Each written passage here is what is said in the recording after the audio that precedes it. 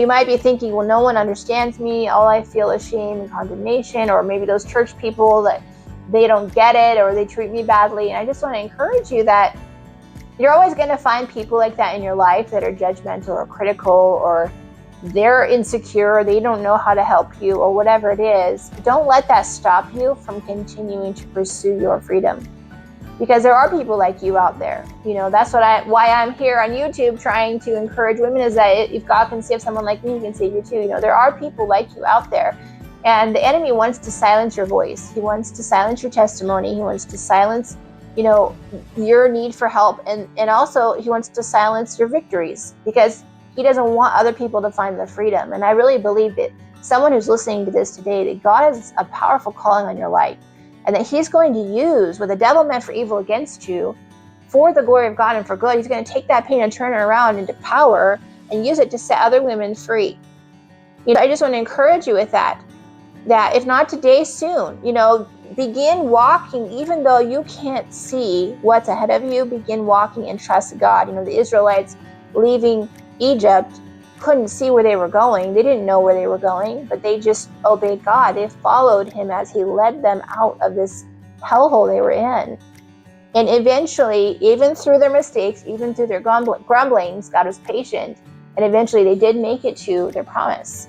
And so that is a word for you from the Lord, that God is going to get you out of this and into your freedom. So I just want to encourage you that if you're struggling with alcohol, know this, that you are not alone. You are not alone. You are not alone. You are not alone. Jesus sees you in your struggle. He cares about you. He loves you, and he wants to help you. The Old Testament says to put on the garment of praise that lifts the spirit of heaviness and the oil of joy for mourning.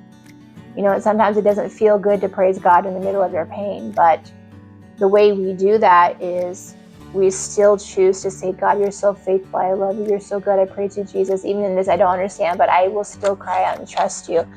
And so one of the things that I do, I did it then and I still do it today, is that when I'm in pain and I'm struggling, and those same triggers, right? You have those, sometimes we create patterns in our life that make these grooves in our brain, these grooves in our brain that are like these bad patterns, where when you encounter that situation again where it triggers you, instantly, your mind hops into that bad pattern again. And so you have to actively repeat a new pattern again and again and again to create a new groove in your brain, that the next time you go through a hard thing, your brain, instead of hopping into the negative, it will hop into the positive.